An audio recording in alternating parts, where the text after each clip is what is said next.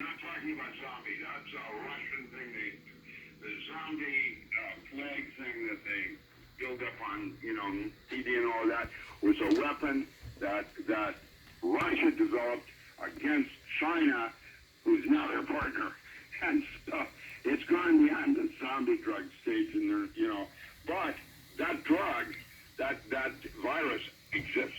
It's a zombie-like kind of drug, and it's just like World War Z. It's creepy. And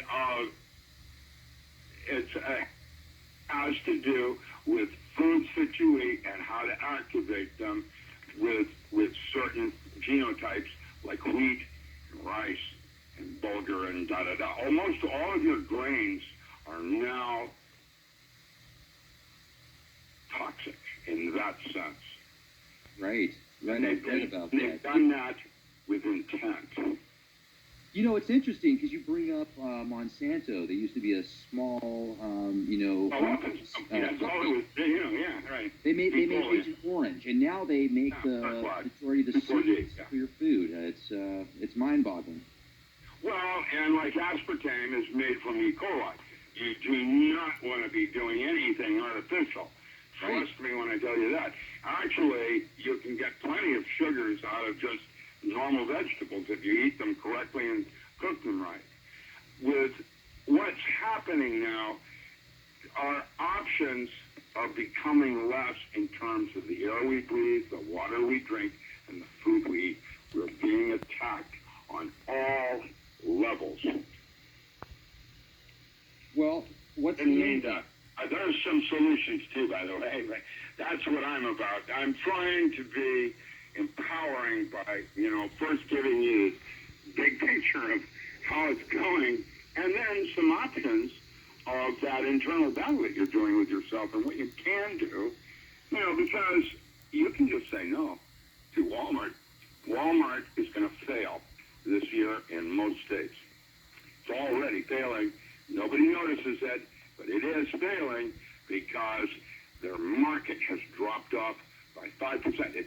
If all the shoppers at Walmart, if only 5% that use Walmart every day stopped using Walmart every day, it would fail.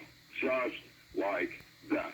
And this is one of the reasons why China runs everything. The so-called economy thing that you're looking at is basically a bunch of Jesuits out of Rome, we'll call them Illuminati or whatever, but what they are is minimum wage, like Seattle, Washington, at $15 an hour, to be opposed to China at $2 an hour. And that's why everything in your house right now came from China, and we have no gross national product concept anymore. That's all it's about. Well, money isn't real. It's a theatrical prop. And money, in this sense, is only real based upon what merit you put into it. It's just there you go. Labor's the real part. That is exactly correct. And so what I'm doing, or one of the things I'm doing, is setting up an infrastructure for when the grid collapses, there'll be barter and trade. The Oregon Country Fair that we have here in Oregon every year out of Veneta, it's called Veneta Freaking. It's a bunch of old ladies making fashion statements. It's very cool. Everybody's running around naked with paint. But the whole thing is not about money. It's about barter. Even the parking, you can barter your way in. Now, is that Oregon Country started by the Rainbow family? It's now, the center of what Oregon does. The Rainbow family, yeah. I have heard about those big rainbow events they had every year. I know, here we are. A bunch of old hippies trying to change the world again. That's awesome. It's kind of a metaphor, yeah. Sure. So, well, and, let's get back into the geoengineering if we could. You said you found 5 different forms of geoengineering. The primary one, the primary one is the military. What they're doing is that they have created an artificial bacteria. I have a Latin genus of species on the sheet I sent you, that white paper. And that was made in a laboratory. Yet most bacteria are 3 orders of magnitude larger than viruses, 10 to the minus 6 meters, as opposed to 10 to the minus 9 meters for a virus. This bacteria is like a large virus. It's a microbacteria that is basically a nanobot. And what it does is it makes a geometric polymer structure. And it keeps making it and making it and making it. And what they do is they line that with barium oxide, and it acts as a desiccant to form artificial clouds. It sucks the air it sucks the water out of the air, forms these things that they don't even have a name for. They're not cirrus. So what is it? It's too low.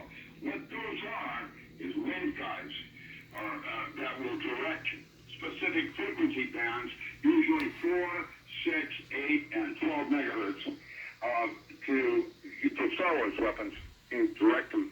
You can create these pods and then direct your thing. They no longer need HARP or things like that. It all can be done from space with low power.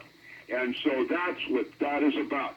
The problem is, when it rains or snows, that polymer is washed down into the soil, and now everybody on Earth has got it inside their body.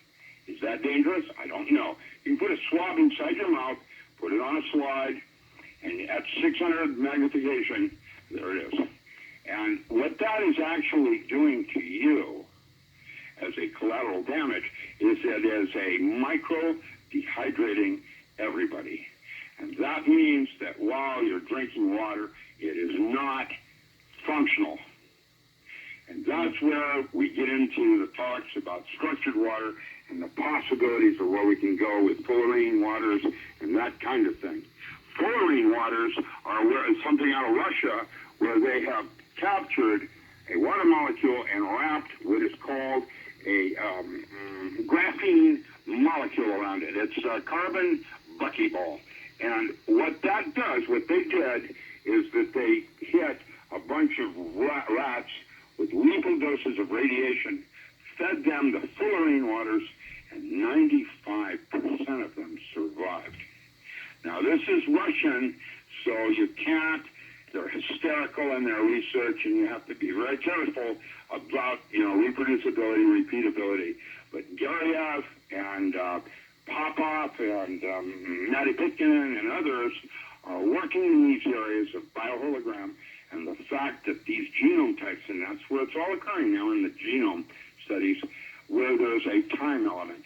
What basically is happening with water is that we're now realizing that water may be a far more efficient register of information, memory, than gallium arsenide, which is what I did solid state physics in. It's like 5 orders of magnitude more efficient than a qubit in a quantum computation algorithm. So, 5 orders. That would allow past, future, live memory systems encoded.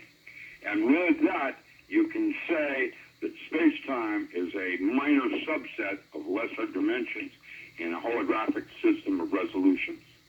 Basically, it differs from a quantum mechanical system or a quantum mechanical, system of quantized. The worst part about quantum mechanics is the more you know about one thing, the less you know about something else. There's an indeterminacy element of it that does not allow you to know precision. Whereas in a holographic system, we talk not about space-time, but resolution of information. Physical, emotional, intellectual, archetypal. That's why they would say EQ is more important than IQ. Because EQ, the emotional quotient, which is the way your higher self talks to you, has more data, has more information than the physical plane. Well, and from listening to you speak, I wonder, do you look at this physical reality similar to that of like a integrated hologram, in a sense, like a holographic reality, like my big toe? Okay, what a hologram is, this is a good place to define things. What a hologram is n dimensions of information in n-1 dimensions. Originally started with Geber at DuPont. That's how I met him in 1967. I saw an actual operational three-dimensional color TV. Where is that? Okay, basically he was taking a two-dimensional film plate assigning coherent light and the interference pattern would create a three-dimensional illusion, and that's where the first concept of a hologram came out. When I wrote my holographic concept of reality, I included biological processes, and I suggested that the DNA was a three-dimensional hologram of four space. Who you were, who you are, who you will be. And now I'm saying, 45 years later, that the brain, amorphous semiconductor, liquid crystal phases,